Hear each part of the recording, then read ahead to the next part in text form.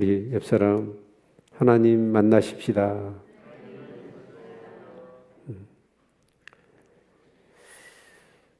9월 15일부터 출애굽기를 오늘까지 해서 이렇게 묵상을 했습니다. 45일간이었더라고요. 그동안에 저는 굉장히 행복했습니다. 이렇게 말씀을 묵상하고 또 그 묵상글을 이렇게 쓰면서 전에 이렇게 느끼지 못했던 그런 깊은 하나님의 은혜를 나름대로 이렇게 체험했습니다. 제가 언젠가 그렇게 어린이집이었던가요? 거기를 이렇게 갔는데 아이들이 그림 동화책을 이렇게 읽다가 이렇게 좀 이렇게 방바닥에 이렇게 놓여져 있는 것들을 뭔가 하고 이렇게 봤어요. 그랬더니 굉장히 제가 은혜를 받았습니다. 우리 어른들은 그렇죠. 이렇게 글이 빡빡하게 써진 책을 읽으면 때로는 감동이 오지요. 그리고 이제 어린아이들 그림 동화책은 별로다 생각을 했는데 제 생각을 확 바꿔놓는 그림책이었습니다. 그 내용은 전체는 다 기억나지 않지만 이런 내용이었던 것 같아요. 아이가 형하고 싸운 거예요. 근데 이제 그 육체적으로 힘이 세니까 형을 이길 수는 없잖아요. 그래서 너무 억울한 거예요. 그래서 얘가 자기 방에 들어왔어요. 그런데 그 그림 동화책에는 아이가 화가 난 것을 우리 만화책 보면 어떻게 나와 있죠? 뿔 따고 났다 해가지고 그림처럼 있잖아요. 이제 그게 처음에는 묘사가 되어 있는 거예요. 그런데 얘가 그 분을 이기지 못해가지고 자기 물건들을 장난감들을 막 집어던지더라고요. 집어던지는데 던지면 던질수록 화를 내면 낼수록 그 뿔따구가 그걸 뿔따구로 해야 되나요? 그게 이렇게 구름처럼 자기를 덮어버려. 그러니까 나중에는 그 분을 이겨내지 못해가지고 자기 방을 난장판으로 만들어버리더라고. 그런데 그게 이제 자기를 딱 삼켜버리더라고. 굉장히 영적인 책이더라고요. 왜 이 말씀을 드리냐면 이제 출애굽을 한 이스라엘 백성들 물론 하나님의 은혜를 체험해서 출애굽을 해서 시내산까지 왔잖아요. 근데 그때가 개월수로 따진다고 한다면 이렇게 6개월도 안 됐습니다. 그런 사람들한테 성령 얘기하고 십자가 얘기하면 될까요? 알아듣지도 못해요. 하나님도 모르는데. 그래서 하나님께서는 그 이스라엘 백성들한테 뭔가 하나님의 마음을 전하고 싶은 거예요. 근데 글을 써서 얘기를 하면 모르니까 그림으로, 한마디로 그림 동화로 이스라엘 백성들에게 이렇게 말씀하신 것이 뭐냐면 성막이고 제사장, 제사장의 의복, 제사, 절기 이런 것이었어요. 그런데 그러면 그 하나님의 마음이란 건 제가 왜 행복했냐면 45일 동안 결론이 그래요. 여러분 출애굽기 하면 출애굽기가 뭐예요? 이스라엘 백성이 출애굽한 얘기잖아요. 그런데 전체 출애굽기 40장 중에서 여러분 출애굽을 다루는 그런 내용은 18절로 끝납니다. 그리고 19장부터 40장까지는 하나님의 말씀과 더불어 성막에 대한 내용이거든요. 그러니까 사실은 출애굽은 출애굽기의 그 기록한 목적은 출애굽이 아니에요. 결국 그러면 성막은 뭘까? 성막은 하나님의 마음을 표현한 거예요. 그게 뭐냐면 여러분 출애굽기 25장 22절의 말씀을 보면 내가 거기서 만나고 앞으로 너희가 행할 일을 내가 이룰 것이다. 어디서? 성막에서. 그래서 하나님은 성막에서 이스라엘 백성을 만나시겠다는 겁니다. 자, 그런데 성막에서 만나는데 하나님의 입장에서는 고민이 되는 거예요. 왜 그러냐면 하나님은 거룩하고 공의로우신 분이죠. 근데 우리 인간은 어때요? 이스라엘 백성은 죄인이에요. 근데 우리는 그 공의라는 개념에 그 개념이 우리에게는 없어요. 이요 의인은 없나니 하나도 없고 모든 사람 죄를 지었기 때문에 그 공의라고 하는 그 거룩하신 하나님에 대한 개념이 우리 안에 없는 거예요. 근데 그 죄 없으신 거룩하시고 공의로우신 하나님이 죄인을 보면 그 공의의 특성상 어떻게 해요? 진노할 수밖에 없어. 그리고 그 진노의 결과는 뭐예요? 우리가 죽는 거예요. 그러면 하나님은 이스라엘 백성을 사랑해서 만나고 싶고 거기서 대화를 나누고 교제하고 동행하고 싶으신데 죄인들이기 때문에 하나님은 그들을 보고 죽여야 돼요. 그래서 그 이스라엘 백성들을 죽이지 않고 그들과 만나 동행할 수 있는 방법을 하나님이 생각해낸 게 뭐냐면 바로 성막이라는 겁니다. 이해가 되시나요? 그런데 성막에서의 그러면 핵심은 뭘까요?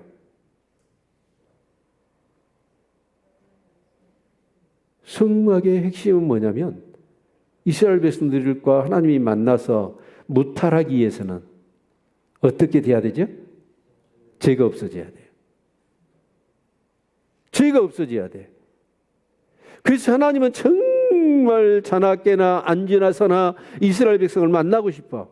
하나님은 정말 사랑한 거예요. 온사이드러브. 짝사랑을 그렇게 진짜 앉으나 서나 자나 깨나 이스라엘 백성을 만나고 그들과 동행하고 싶으신 거예요. 그런데 그들의 죄가 있어서 하나님이 그들을 만났다가는 그들이 죽어요. 하나님 죽이실 수밖에 없어. 그 공의는. 그래서 그 죄 문제를 해결할 수 있도록 하나님께서 고안해낸 방법이 바로 성막입니다. 제사고. 그렇죠? 네. 예수 그리스도를 갖다가 들이대면 그들은 하나님도 모르는데 예수님 알겠어요? 그래서 자, 성막에 들어가려면 반드시 어디를 거쳐야 돼요? 번제단을 거쳐야 돼요. 그 번제단은 뭐냐? 내 죄 때문에 내가 죽어야 되는데 하나님이 은혜와 자비를 베푸셔서 나를 죽이지 않고 내 죄를 넘기는 제물을 허락하신 거예요. 그래서 내가 1년 동안 예지중지 키운 그 제물을 가지고 와서 그 머리에 손을 얹고 기도하면 그 기도할 때 반드시 그러죠. 그냥 물리적인 게 아니라 마음을 다해서 내 죄 때문에 이 무고한 짐승이 죽는구나. 그런 죄에 대한 그런 통렬한 아픔을 가지고 다시는 죄를 안 지어야지 라고 하는 마음으로 자기 죄를 그 제물한테 넘기는 거잖아요. 그러면 그 제물이 내 죄 때문에 그 죄 없는 제물이 피를 토하고 비명을 지르면서 죽어요.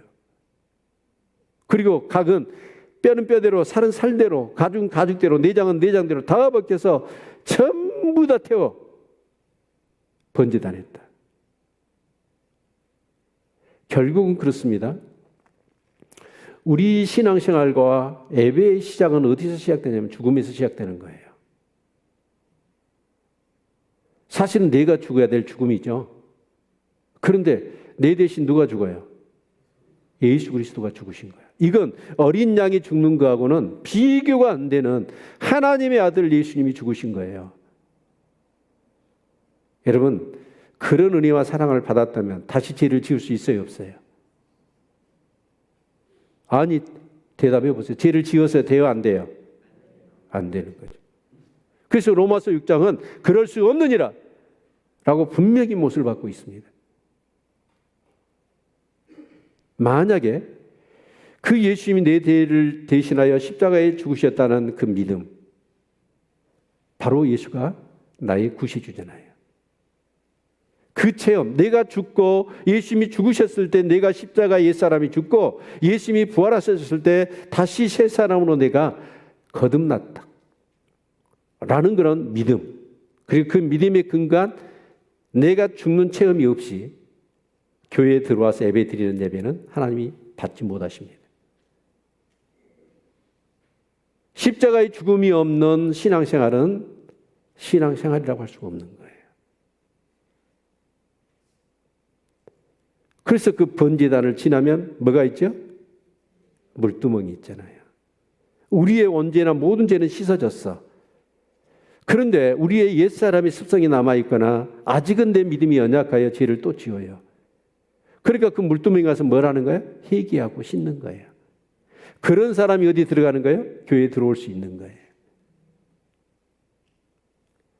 사실은 제가 교회를 건축하면서 저기 앞에다가 물두멍을 만들까 싶었습니다.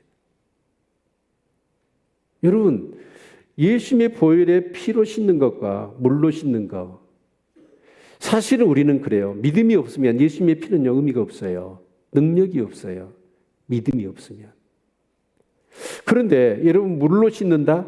여러분, 밖에서 이렇게 일터에서 막 먼지 묻고 오염 묻어서 땀에 범벅돼가지고 그렇게 일하다가 물로 씻으면 정말 모든 것이 씻겨지는 개운함과 깨끗함이 느껴지죠. 아멘? 그런데 그 물로 씻는 것보다 더 강력한 게 있어요. 능력 있는 게. 그게 뭐예요? 예수님의 보혈이거든요. 근데 그것이 가능해서 내 죄가 씻어질 수 있는 방법은 뭐냐면 믿음이 있어야 돼. 아멘. 자, 그렇게 해서 어디로 들어가냐면 이제 교회에 들어가는 거예요. 송소에. 근데 송소에 들어가면 뭐가 있어요? 좌측엔 등대가 있고 오른쪽에는 뭐가 있어요? 떡상이 있고 앞에는 향단이 있단 말이에요. 자, 그러면 그렇게 죄 씻음을 받은 내가 죄인이야. 그 죄로 인하여 내 주 예수 그리스도께 십자가에 죽으셨다는 그 믿음이 있는 사람, 그런 사람이 어디 들어가요? 그래서 저와 여러분은 신약의 백성들은 왕 같은 제사장이잖아요. 그래서 우리는 송수에 들어갈 수 있는 거예요. 그래서 송수에 들어가면 그 등불은 뭐예요? 성령님입니다. 떡은 뭐예요? 말씀이에요. 향단은 뭐예요? 기도예요. 성령의 조명하심 속에서 말씀으로 정말 말씀의 깨달음을 갖고 그 하나님 앞에 기도해서 어디 가는 거예요? 지성소로 들어가는 거예요. 그런데 구약의 백성들은 여러분 제사장이 아니고서는 송수에도 들어가지 못했어. 자, 그런데 예수님께서 십자가에 피 흘려 죽으심으로 인하여 새롭고 산 길을 허락하신 줄로 믿습니다. 휘장이 쫙 갈라지면서 이제 우리는 누구든지 제사장이 됐어요. 왕 같은 제사장이에요. 그래서 누구든지 성령 받고 그 성령의 조명하심 속에서 말씀을 붙들고 정말 기도하면서 하나님을 만나는 겁니다. 아멘. 하나님을 만나면 어떻게 될까요? 네? 이제 그게 중요하죠. 자, 그것이 바로 이제 제사인데 결론은 뭐예요? 번제단과 물두멍이 뭐예요? 제사입니다. 그리고 송수와 지송수의 휘장이 갈라지는 것도 예수님이 십자가의 죽으심을 통하여 이루어진 겁니다. 아멘. 그래서 예수님은 이 성전을 헐라 내가 사흘 만에 다시 지으리라 말씀하셨죠. 그 건물 성전이 이제는 성전이 아니고 이제 내 몸이 성전이다 라고 말씀하신 거예요. 자, 그래서 하나님이 만난다고 그랬잖아요. 성막. 그런데 사실은 성막은 뭐냐면 그림 언어입니다. 결국 누구를 얘기하고 있냐면 예수 그리스도를 예표하고 있고 그 예수 그리스도를 통하여 하나님과 만난다는 그것을 상징으로 보여주고 있는 겁니다. 아멘. 그래서 임마누엘, 바로 하나님이 우리를 만나시게 하여 그림 언어가 아니라 실제로 오신 분이 누구냐면 예수 그리스도예요. 그런데 놀라운 사실은 그 예수 그리스도께서 자기 성전인 자기 몸을 찢어버렸어요. 성전이 없어졌네요. 그런데 예수님이 부활 승천하시면서 뭐라고 말씀하시던가요? 내가 또 다른 보혜사를 너에게 보내줄 것이고 내가 너희를 고아와 같이 버리지 아니하시고 너희와 항상 함께 하시겠다고 말씀하셨습니다. 그래서 제자들한테 기도하라고 그랬죠. 그들이 기도했더니 여러분 급하고 강한 바람처럼 성령이 임한 줄로 믿습니다. 그래서 사도 바울은 고린도전서 3장과 10장에서 연거푸 2번이나 그 고린도 교인들을 향하여 외치고 있죠. 너희가 하나님의 성전인 것과 하나님의 성령이 너희 안에 거하시는 것을 알지 못하느냐? 이제 성전을 누구를 성전 삼아 주신 거예요? 나를. 그러면 성전의 핵심은 뭐예요? 임마누엘 하나님이십니다. 그 임마누엘 하나님이 성령으로 내 안에 들어와 계셔서 이제 내가 뭐가 된 거예요? 성전이 된 거예요. 아멘. 그런데 제가 45일간 이 출애굽기 말씀을 묵상하면서 행복했다는 이유가 뭐 때문이냐면 그 말씀 속에 하나님이 우리를 만나고 우리와 함께하고 싶으시고 동행하고 싶은 그 마음이 그 그림을 통하여 진짜로 생생하게 저한테 다가온 거예요. 자나 깨나 앉으나 서나 하나님은 무슨 생각밖에 안 해요? 우리를 만나고 우리와 동행하기를 원하신다는 거예요. 어디서? 내 안에서.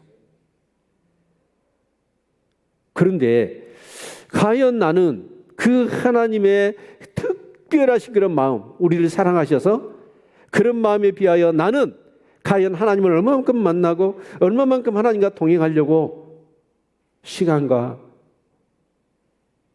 에너지를 쏟고 있느냐 생각해 보니까 비교가 안 되는 거예요. 비교가.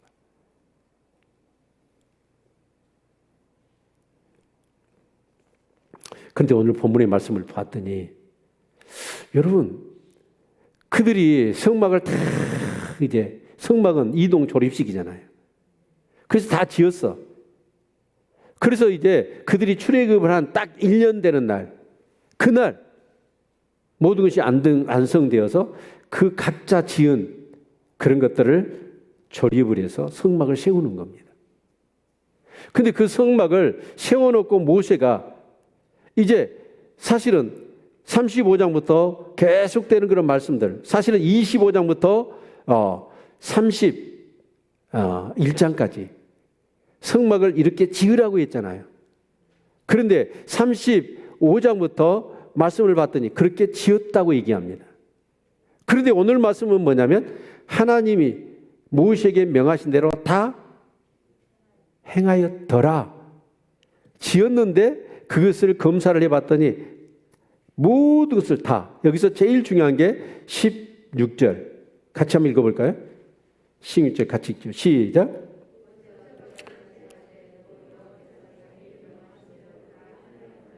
어떻게 행했다고요? 다 행했다. 99개 다 하고 하나를 안 한 게 아니라 100% 다 했다는 거예요. 아멘. 그렇게 했더니 어떻게 되냐면 우리 34절부터 35장 5절까지 같이 한번 읽겠습니다. 시작.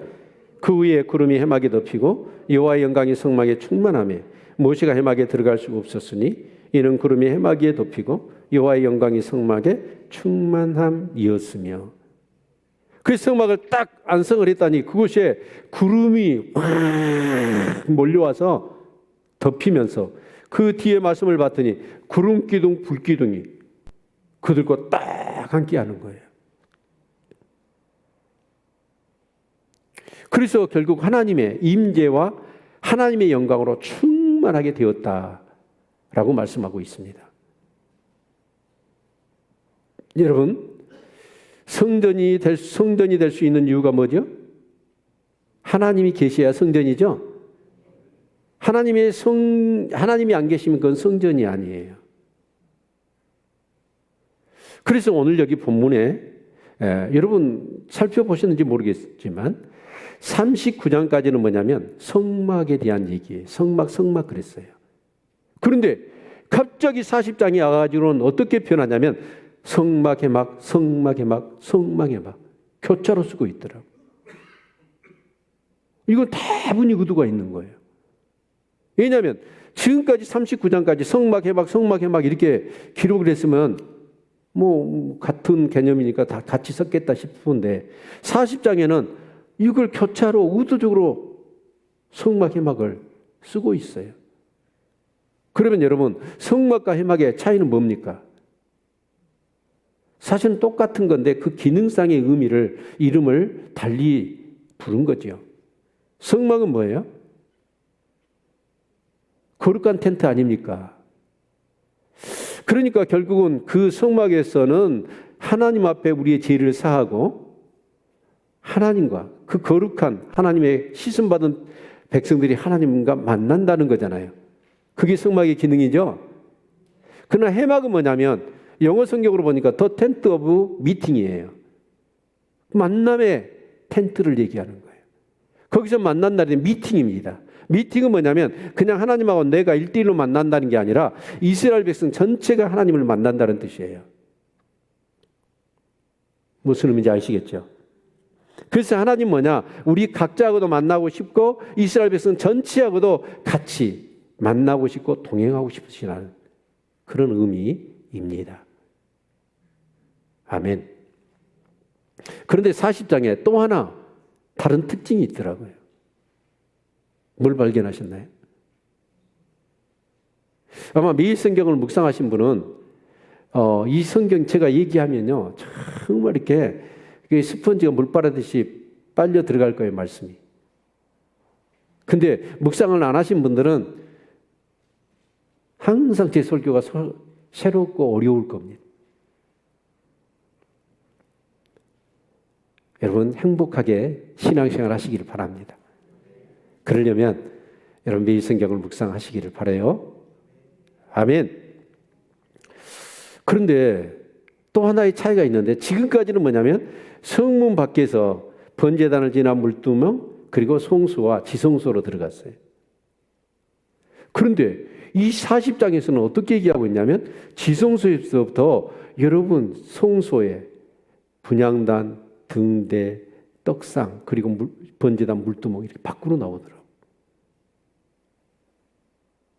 이게 의도하는 바가 뭘까도 제가 한번 생각을 해봤어요. 한때 그 유명했던 책이 베스트셀러였는데 거든 맥도날드 목사님이 그래서 이 대학생들이 굉장히 베스트셀러였습니다. 이게 내면 세계의 질서와 영적 성장이라는 책이 있었습니다. 결국 영적 성장은 언제 오냐면 내 내면 세계의 질서가 갖춰져야 된다는 거예요. 그래서 이제 이스라엘 백성이 성막을 지었잖아요. 그리고 그렇게 뭔가 하나님 앞에 이렇게 했더니 하나님께서 어떻게 하시냐? 그 지성소에서 나오신 거예요. 나오셔서 어쩌냐? 충만하게 그들 가운데 임하신 거죠. 아멘. 그래서 그 성막에 구름이 덮이면서 구름기둥, 불기둥이 함께하게 되어진 겁니다. 제가 이렇게 책 하나를 소개하고 싶은데요. 전에도 소개를 해드렸고 이미 우리 성도님들이 이렇게 사모하신 분들은 사서 집에 있는 줄로 압니다. 인도네시아라고 하는 나라가 사실은 네덜란드의 지배를 받고 있었습니다.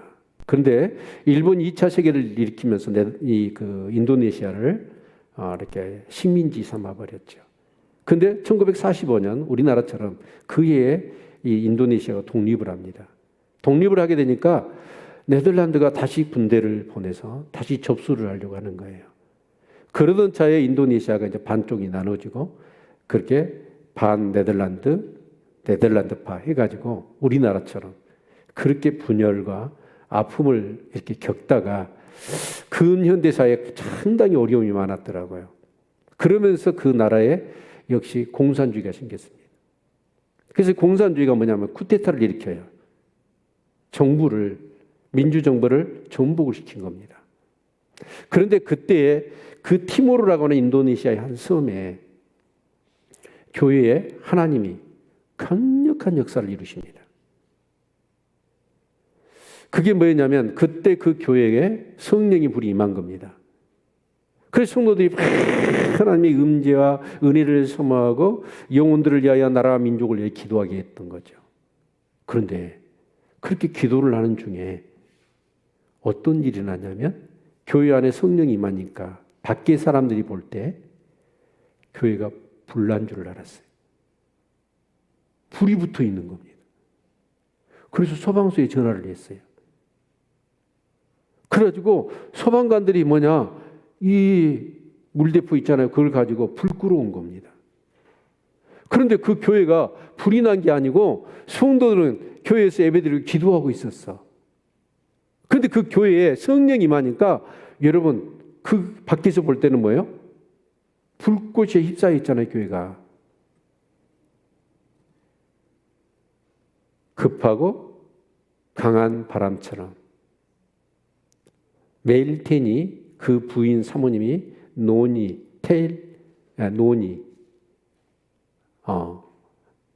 노니텐이죠. 근데 그 교회에서 일어난 역사를 그 책에 온투로 시리즈로 2가 나왔더라고요. 근데 제가 그 책을 읽으면서 어떻게 이런 일이. 그런데 그렇게 엄청난 성령의 역사가 일어나면서 여러분 막 회개운동이 일어나고 말씀의 운동이 일어나고 그러니까 하나님이 임하시니까 엄청난 그런 성경이 기록된 대로 표적이 막 나타나기 시작해. 그러면서 어떻게 되냐면 그 운동이 인도네시아로 번지게 되죠.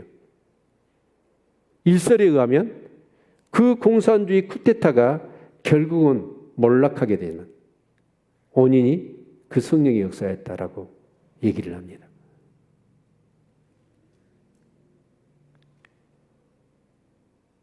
세상에 이런 일이 쉽지요. 근데 여러분 모세가 강야에서 양을 치다가 아니 떨기나무에 불이 붙었어.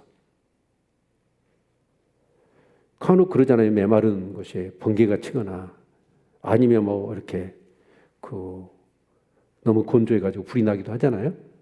그러면 불이 나면 나무가 타야 되잖아요. 나무가 안 타고 있는 거예요. 그래서 모세가 신기해가지고 호기심을 가지고 거기에 가서 봤어.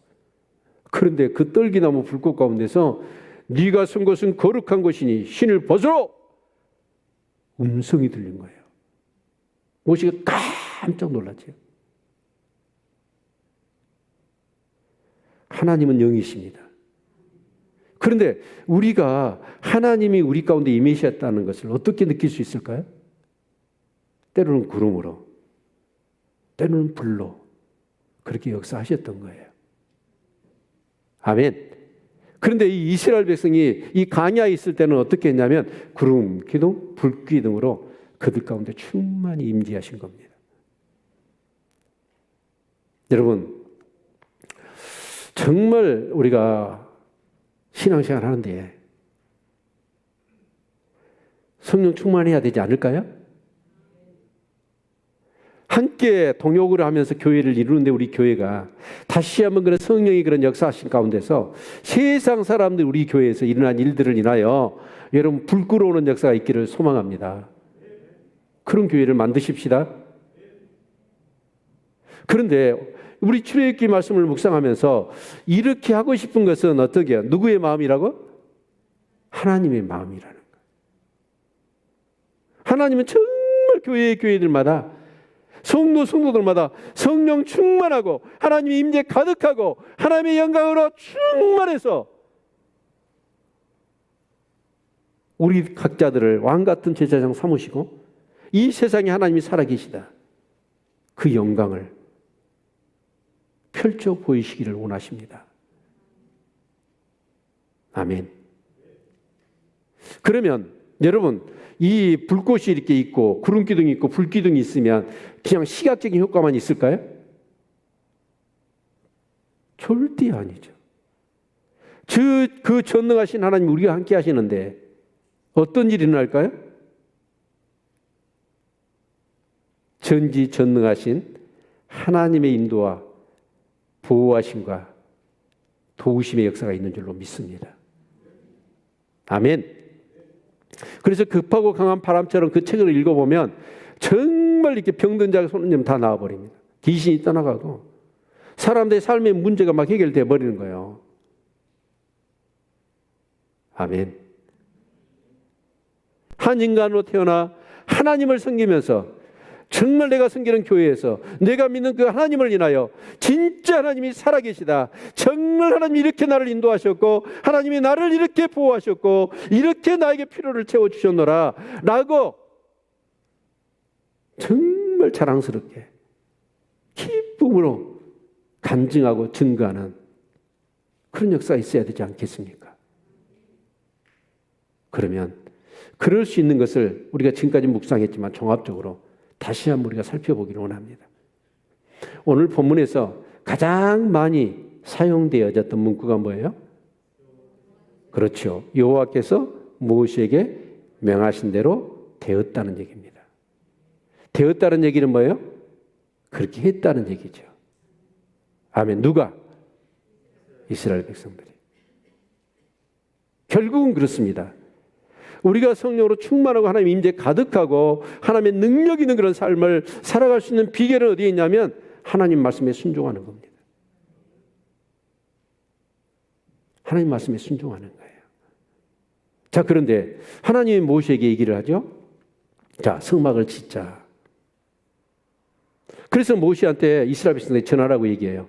너희 중에 자, 성막을 짓자라고 하니까 그 성막을 짓자는 말에 이스라엘 백성들이 어떤 사람들이 예물을 가지고 나왔죠?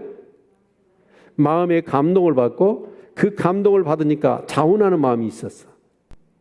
그런 사람들, 어거지로 하거나 부득이로 하거나 정말 억지로 하거나 마지못해서 하거나 체면 때문에 하는 게 아니라 하나님의 말씀에 감동을 받고 정말 자원하는 사람들, 그런 사람들이 가서 예물을 성막 짓자고 예물을 여러분 가져오는데 그 예물을 그 부살레가 올리압이 계산을 해보니까 어째요?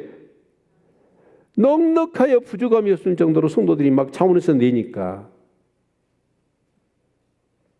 그만 가져오게 해달라. 교회가 이 정도는 돼야지. 아멘. 자, 여기서 참 중요한 게 이거죠. 감동을 받았다는 거예요. 이 앞서도 말씀드렸지만, 자, 성막을 짓자. 그러니까 감동이 돼, 그게. 왜 감동이 됐을까요? 이 사람들은 지금까지 6개월 동안에 그들에게 일어났던 일들을 경험한 겁니다. 430년 동안 내굽에 노예살을 했잖아요. 근데 그 노예살을 하면서 그들은 뭐냐? 완전히 노예의 근성이 사로잡히고 자기들은 뭐냐? 노예로 사는 것이 그들의 인생인 줄 알았어. 그런데 하나님께서는 어떻게 하냐? 모세를 훈련시켜가지고 그들에게 보내서 출애굽을 시킨다는 거예요. 근데 이스라엘 백성이 가려고 해요? 안 가려고 해요? 가려고 하질 않아. 그래서 신명기 32장에 그 얘기입니다. 독수리가 어떻게 합니까? 새끼를 이렇게 알을 낳아가지고 이제 그 부드럽게 둥우리를 만들어가지고 이게 부화가 돼가지고 이제 새끼들이 어쩌냐? 날 때가 됐어. 근데 안 날아. 그러니까 어미가 어떻게 하던가요? 날개로 부드러운 털이고 뭐가 탁 날려버리고 그냥 그 둥우리가 그냥 편안하게 있지 못할. 그래서 그 바로를 통하여 계속해서 이스라엘 백성들이 어때요? 장자가 나면 죽고 노동과 착취를 당했던 거예요. 그래도 안 나가니까 어떻게 합니까? 어미, 독수리가 둥우리를 밖으로 밀어내버리는 거예요, 새끼를. 그게 신명기 32장이 뭘 얘기하냐면 이스라엘 백성의 출애굽의 예정을, 그 과정을 얘기하는 거예요. 그래서 이제 이스라엘 백성이 나가려고 하니까 모세 바로가 안 보내줘. 그래서 10가지 재앙으로 치잖아요. 전무후무한 일, 하나님이 정말 그들을 출애굽을 원하신다라는 것을 누구라도 인식할 수밖에 없을 정도의 역사가 일어난 거예요. 그 출애굽을 해가지고 나갔는데 이 애굽 바로가 그 장정만 60만이면 그 노동력이 애굽의 예산의 반에 해당되는 겁니다. 그것이 그냥 다 나간다니까 마음이 정말 어떻게 해요? 다시 돌이켜가지고 군대를 보내가지고 추격하잖아요. 그런데 그 홍해가 가로막혀 있어. 좌우 낭떠러지 절벽이잖아요. 뒤에 애국 군대가 전군을 다 동원해갖고 추격해 오는 거예요. 그런데 홍해를 갈라버리잖아요, 하나님이. 광야에서 먹을 것이 없는데 만나 메추라기로 먹이시고 목이 말라 있는데 반석을 쪼개가지고 그들이 물을 호수처럼 먹게 했어요. 이런 여러 가지 그런 가정 속에서 이스라엘 백성은 깨달아 한 거예요. 와, 이 광야에서 하나님 없으면 죽는구나. 하나님 없으면 죽는구나. 그래서 성막을 짓고 거기서 하나님이 우리와 만나시고 거기서 우리가 어떻게 행할 것을 얘기하신다니까 거기에 감동이 온 거예요. 그런 사람들은 어쩌냐? 그 광야의 여정 속에서 얼마나 기묘하게 쓸 수 있는 것인데 그걸 다 들여버리는 거예요. 여러분, 하나님께 감동받고 은혜 받으시기를 바랍니다. 하나님이 저와 여러분을 어떻게 창조하셨고 죄로 망가지고 멸망받을 수밖에 없고 지옥 갈 수밖에 없는 저와 여러분을 위하여 하나님이 어떤 구원의 은총을 베푸시고 어떤 놀라운 사랑을 우리에게 베푸셨는가 생각이 안 나니까 잊어버리니까 성경 한 이스라엘이라는 민족을 통해서 그들의 역사 가운데 이 구원의 서정들을 다 담아놓은 거예요. 그걸 읽을 때마다 이 얘기가 누구 얘기예요? 성경이 어떤 분이 그런 얘기를 해요. 왜 우리 한국 사람인데 이스라엘 역사를 배워야 됩니까? 가만 안 두려고 그런 사람들. 한 민족을 택해가지고 그 민족을 통해서 우리 모두를 구원하시려는 얘기를 담아놓은 거예요. 그래서 이스라엘 역사를 알아야 돼. 이스라엘 역사가 아니에요. 우리 구원의 역사예요. 아멘.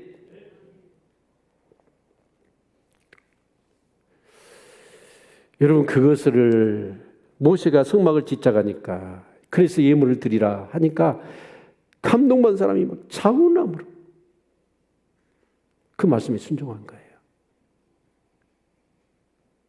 여러분, 하나님의 나라는 어떤 나라냐면 부득이함으로 어거지로 마지못해서 체면 때문에 하는 나라가 아니에요. 하나님의 나라는 감동받고 은혜받고 자원하는 사람들이 모여 있는 곳이 하나님 나라고 천국입니다. 그래서 우리는 그렇습니다. 자꾸 이 하나님의 은혜와 그 구원의 은총을 우리가 망각해 버리더라고. 예, 이 세상 강야 같은 세상을 살다 보니까 너무 힘들어. 마치 세상 사람들과 같이 더불어 살면서 이 경쟁에서 뒤처질 것 같고, 그러니까 세상 방식을 따라 살다 보니까 하나님 일을 자꾸 잊어버리는 거예요. 그래서 우리에게 이렇게 예배가 있는 거예요. 아멘. 여러분, 이스라엘 백성들이 그래서 예물을 자원해서 기쁨으로 즐거이 드렸다고 성경은 얘기합니다. 그리고 물질만 드렸을까요? 아니에요. 재능이 있는 사람들. 그런 사람들이 다 여기에 참여한 겁니다. 그 자원하는 사람들이 에게 하나님이 뭘 주시던가요? 지혜와 은사와 능력을 주신 줄로 믿습니다. 그래서 각자 어떤 자기에게 주어진 그런 어떤 재능들을 가지고 예물도 드렸을 뿐만 아니라 그 성막을 짓는데 협력을 한 거예요. 아멘. 우리가 이 에베소서의 말씀처럼 서로 상합하고 연락하여 하나님의 성전으로 지어져 가는 줄로 믿습니다. 아멘. 네. 자, 그래서 정말 중요한 게 뭐냐면 그렇게 예물도 자원해서 감동받고 드리고 재능도 감동받고 은혜 받아서 자원함으로 드리고, 그런데 그렇게 다 이제 만드는 것뿐만이 아니라 거기서 그걸 배치를 하나님 말씀하신 대로 해야 되고, 배치된 그것으로 끝나는 게 아니라 거기에 뭐래요? 기름을 붓더라. 다 하나님 말씀하신 대로 튜닝을 했어. 자, 그런데 다른 예를 든다면 이게 이제 성막이라고 합시다. 그러면 어때요? 여기 강대상도, 여기 마이크도, 여기 여러분 앉아있는 의자도, 여기 계단이나 모든 여기 악기들이나 이런 것들이 전부 뭐였어요? 기름을 부었어요. 간유라는 말은 뭔 말이냐면 바르는 정도가 아니라 부어버린 거예요. 그런데 여러분, 기름 부음이라는 의미가 무엇입니까? 성령의 기름을 부었어. 여러분, 기름을 부었을 때, 자, 직분에 있어 기름 부을 때는 구약에서는 왕, 제사장, 선지자한테 기름 부었잖아요. 그 기름 부음의 의미가 뭐예요? 이제 너는 하나님께 속한 거야. 하나님이 소유되었다는 뜻이에요. 그래서 하나님의 소유가 됐으니까 너는 이 세상의 마귀의 소유가 아니고 이 세상에 속한 게 아니라 너는 하나님께 속한 거고 하늘에 속한 거야. 그러니까 어찌해야 돼? 달라야 돼. 세상 사람들이 살아가는 삶의 방식과 우리 하나님께 속한 사람이 하늘에 속한 사람이 살아야 되는 삶의 방식과 가치관과 세계관이 다르다는 거예요. 그 다름을 어떻게 보일 수 있을까요? 결론은 말씀이에요. 말씀대로 살면 여러분 세상에서는 어떻게 할까요? 온수는 죽여야 되죠. 복수해야 되죠. 근데 성경에서는 뭐라고 그래요? 온수를 사랑해야 돼. 세상은 여러분 실제적으로 이 강간을 해야 간음이잖아요. 몸을 섞어야 남녀가. 그런데 여러분 우리는 어떻게 해야 돼요? 마음으로 그렇게 음욕을 푸는 그것이 간음한 거예요. 그러니까 마음으로도 죄를 지어서는 안 되는 거예요. 제가 칼럼에다 써놨어요. 엊그저께 뉴스를 보는데 아니 밥을 먹다가 남편이 침을 뱉었대. 부인이 음식했다가. 근데 재판을 해가지고 재물손괴죄로 해가지고 50만 원 벌금을 때렸더라고. 그래서 제가 그 기사를 살펴봤어. 유심히 파봤어. 그랬더니 어쩌냐. 밥을 먹다가 아내가 전화를 했는가 봐. 그러니까 남편이 아니 세상에 변호사더만 이 인간이. 그래가지고 부인이 먹는 밥하고 국이나 그 반찬에다가 그냥 침을 뱉어본 거예요. 그러니까 부인이 왜 침 뱉으냐고 그랬더니 그냥 더 뱉어버렸어. 그리고 재판에 가서 항변하기를 법 좀 안다고 변호사가 하는 얘기가 뭐냐면 자기가 돈 벌어가지고 지금까지 전부 다 있으니까 내 아내가 뭐냐 내가 번 돈 갖고 음식 만들었으니까 그 음식은 재물손괴죄가 해당이 안 된다 그런 거예요. 기가 막힐 일 아니에요? 근데 법원에서는 재물손괴죄라고 해가지고 50만 원 벌금을 때렸더라. 하나님 믿는 사람이 부부간에 그럴 수 있어요? 예?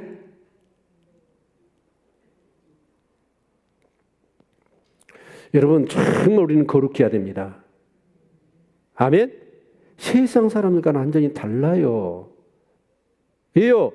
죽으면 끝난다고 하는 세상 사람들은요, 이 세상이 전부예요. 그러니까 이 세상에 모든 에너지를 다 쏟는 거예요. 탐욕을 위해서, 출세를 위해서, 명예를 위해서, 권력을 위해서. 이 세상 죽으면 끝나 그 사람들은. 그런데 우리 하나님 믿는 사람은 여러분 죽으면 끝이 아니요. 그 후에 심판이 있습니다. 그 심판의 결과에 따라서 지옥과 천국이 갈리는 거예요.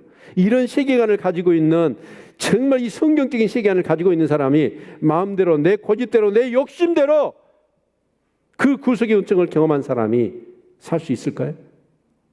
살 수 없어요. 여러분 죄를 지을 수 없습니다. 그래서 피 흘릴까지 죄와 싸워야 돼요. 죄는 모양이라도 버려야 돼요. 그것이 뭐냐면 하나님 말씀대로 사는 거예요. 근데 우리가 하나님 말씀대로 사라져요? 안 사라져요? 안 사라져. 그래서 기도라는 건 뭐냐면 내가 이것이 필요해서 주세요라고 하는 것도 기도이지만 진짜 기도는 뭐냐? 하나님 말씀대로 살 수 있는 능력과 은혜와 감동을 달라고, 깨달음을 달라고. 그게 진짜 기도인 거예요. 그러면 여러분 말씀대로 살면 어떻게 될까요? 신명기 28장 1절부터 몇 절까지요? 15절까지. 하나님 말씀대로 살면 들어가 나가도 복을 받고 나가도 복을 받고 들에서도 복을 받고 성읍에서도 복을 받고 강주리와 떡반죽이 복을 받고 너희들이 소생과 소출과 소산이 복을 받는다고 그랬어요. 근데 16절부터 68절까지는 불순종, 말씀대로 살지 않으면 우리가 정말 만나기를 원치 않는 일들, 내가 걸리지 않기를 원하는 그런 질병들, 그런 것들이 탁 재앙으로 임한다고 그랬습니다. 여러분, 결국 신앙생활은 하나님은 말씀이십니다. 말씀대로 사는 거예요. 그 말씀대로 살면 세상 사람과는 완전히 다른 거죠. 그렇게 살면 하나님의 임재 가득하고 하나님의 영광이 충만합니다. 아멘. 그러면 하나님이 함께 하시면 내게 어떤 일이 날까요? 그냥 시각적으로 보기만 좋을까요? 천만의 말씀이에요. 하나님은 살아계시고 전지전능하신 하나님이시며 인격자이십니다. 그래서 실제로 하나님은 어쩌냐, 그 파라클레토스, 또 다른 보이사를 보내신다고 했는데 그 보이사가 누구예요? 곁에서 그 주님이 우리를 도우시는 분이에요. 여러분, 그 도우심의 첫 번째가 뭐냐면 인도입니다. 전에 우리 그렇게 나침판사에서 책이 나오면 나침판에 대한 글이 이렇게 밑에 나와요. 그런데 망망대해 여러분 사막, 강야 같던 이 세상에서 나침판 없으면 그 항해가 가능해요? 방황하다 죽습니다. 근데 요즘은요, 나침판은 저리 갈아야 뭐가 있어요? GPS가 있죠. 한마디로 내비게이션. 이런 게 있어가지고 어쩌냐. 여러분 정말 이제 이 도시가 발전하고요. 막 이렇게 세길이 뚫리고 그러다 보니까 어쩌냐. 여러분 내비게이션이 없으면 운전을 못해. 그런데 그 내비게이션이 위험한 길, 사고가 많은 길은 다 알려주고 실제적으로 또 뭐하죠? 범칙금 내야 되잖아요. 속도 위반하면 그것도 다 조절을 해줘. 근데요, 요즘은요, 내비게이션도 쪼리 가라더만. 뭐가 있는지 아세요? 자율주행차가 있어. 자율주행차가 있으면 여러분 그것은 일반 도로에서는 안 되지만 여러분 고속도로에서는 손 놓고 가. 그러면 지가 어쩌냐? 차선 커브 탁 하고 앞에 차 있으면 속도 줄여주고 여러분 위험한 길이 있으면 지가 다 알아서. 그리고 제일 중요한 거 가속 카메라 있으면 다 알고 속도 줄여버려. 근데 얘가 문제더만 깡통 있잖아요. 카메라 없는 깡통. 거기서도 순종을 잘하더만 얘가. 근데 그 자율주행처럼 우리와 함께 하셔서 위험한 길, 내가 손해볼 수 있는 길, 여러분 그런 모든 것들을 정말 인도하신 분이 누구냐면 하나님이십니다. 제 동생이 실제로 은행에 다녔던 동생이 형 나 죽을 뻔했어. 근데 하나님 나 살려줬어. 그래. 뭔 일이냐? 그랬더니 자동차를 타고 가는데 갑자기 여름에 막 폭우가 쏟아진 거예요. 장대같이 비가 쏟아지니까 아이퍼를 아무리 해도 앞이 보이질 않아. 그래도 급한 일이 있어가지고 얘가 어쩌냐면 이렇게 서서 이렇게 갔는가 봐. 근데 갑자기 차창 앞에 손바닥이 딱 보이더래. 사람 손바닥. 깜짝 놀라고 브레이크를 밟았다네. 그래갖고 봤더니 그가 1m만 나가서 낭떠러지야. 이런 거 경험하셨나요? 진짜 하나님이 여러분과 함께 하셔서 여러분을 정말 인도하시고 보호하신 거 경험하셨습니까? 경험하시기를 바랍니다. 진짜 하나님이 살아계시면 그런 역사가 일어나요. 제 간증은 여러분 수없이 들었잖아요. 저 이미 20년 전에 21년 전에 죽었어야지. 근데 하나님이 교회 지으라고 저 살려주신 거 아시잖아요. 아멘? 그 외에도 숱한 여러 가지 것들. 저는 그렇게 생각합니다. 내 자녀들 앞날 걱정 안 해요. 지금 모습들 보면 아까 보이는 상황이 무너질지라도 그 찬양 드렸잖아요. 보이는 상황은 무너져. 그런데 저는요 힘이 있어요. 왜요? 그 자녀들 위하여 하루도 안 빠지고 기도하거든요. 아멘. 그게 우리에게 가장 큰 힘입니다. 여러분, 사람들이 그렇습니다. 뭔가 이 사회 안전망, 그러면서 더 내 미래, 건강보험 들지요, 연금보험 들지요, 여러 가지 많은 거 들어놓잖아요. 그래서 어떻게 하든지 내 삶에 보호장치를 하지 않습니까? 그런데요, 그것보다 더 안전하신 장치가 있어요. 그게 뭐예요? 하나님이 함께 하시면 되는 거예요. 아멘. 믿으십니까? 그렇다고 한다면 여러분, 실제적으로 여러분이 직장에 가서 일도 열심히 하셔야 되고요. 열심히 돈도 벌어야 돼요. 그러나 그렇게 하는 에너지보다도, 그런 어떤 열정보다도 더 여러분이 열정과 에너지를 쏟아야 될 것이 있다면 그게 뭐예요? 하나님과 함께하는 일. 하나님과 함께하는 삶에 여러분의 에너지와 열정을 쏟아부으시기를 바랍니다. 하나님이 함께 하시면 되는 거예요. 그래서 아침에 새벽에 기도하면서 마지막에 기도하는데 그 다윗의 시편 23편이 기도 딱 떠오르는 거예요. 여호와는 나의 목자신 내게 부족함이 없으리라. 그가 나를 푸른 초장에 누이시며 실 많은 물가로 인도하신도다. 이 말씀이 생각나면서 막 눈물이 쏟아지는 거예요. 그래서 하나님, 내 가슴에 더운 피가 씻고 내 마지막 호흡을 딱 넘기는 순간에 다윗의 시편 23편이 내 신앙 고백과 찬양으로 올려 퍼지게 해주십시오. 그렇게 기도가 나오더라고요.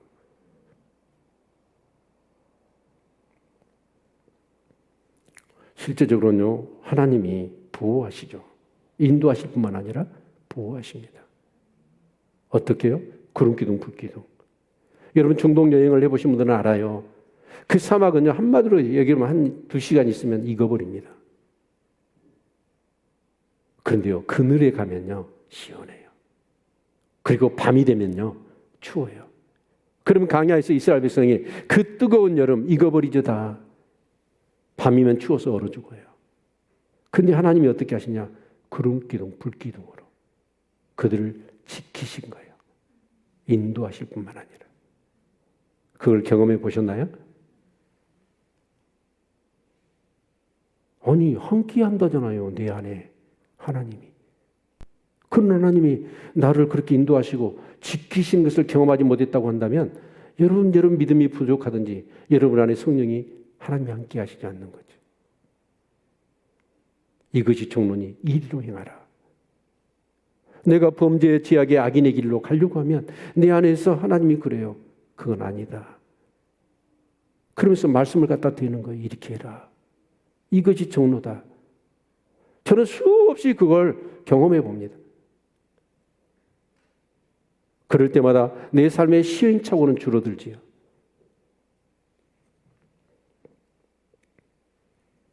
사랑하는 성도 여러분, 믿는다고 하면서 신앙생활은 10수년을 했는데 내 안에 계신 하나님도 못 느끼고 경험하지 못한 사람들. 그래서 아직도 믿음이 없이 의심과 방황이 되는 사람들. 과연 그런 사람이 평생에 주님을 섬길 수 있을까? 세상은 갈수록 그 힘이 커지는데 유혹의 손길은 강력해지는데 내 안에 있는 그로 인한 그런 탐욕은 더욱더 부글부글 용광로처럼 끓고 있는데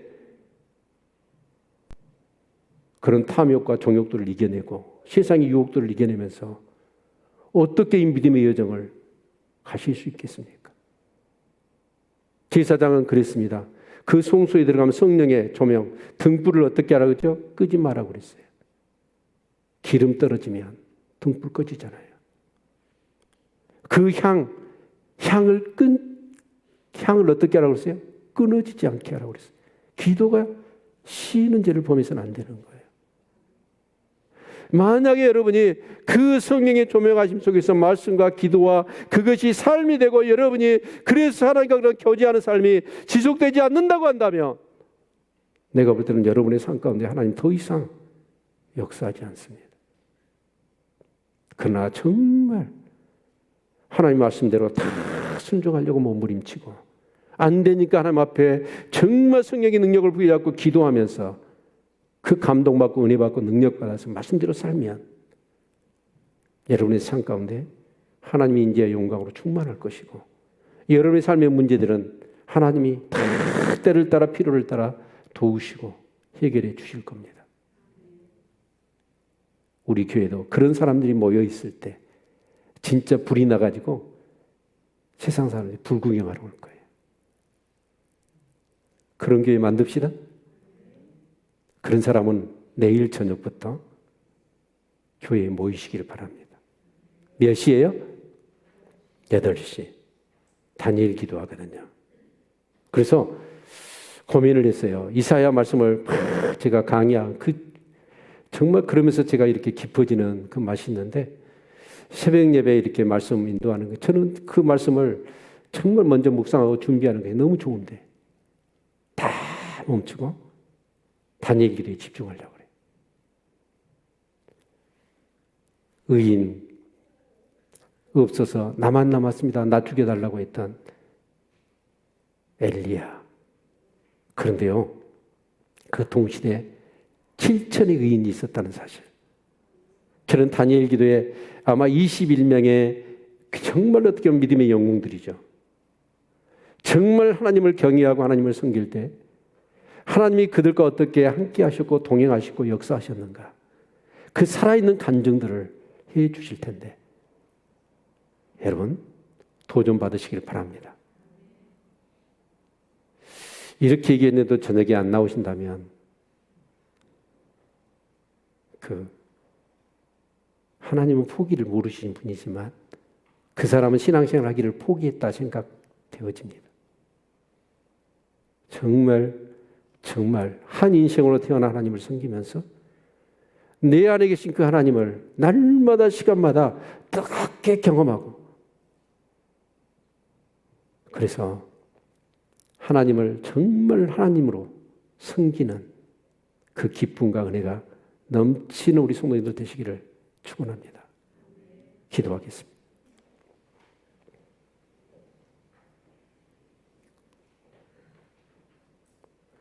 하나님의 말씀은 영이요 생명이라고 했는데 여러분 안에 어떤 영으로 어떤 생명으로 와 닿습니까? 말씀을 듣고 행해야 됩니다.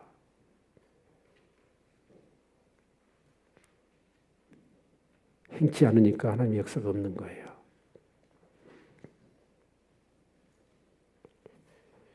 하나님,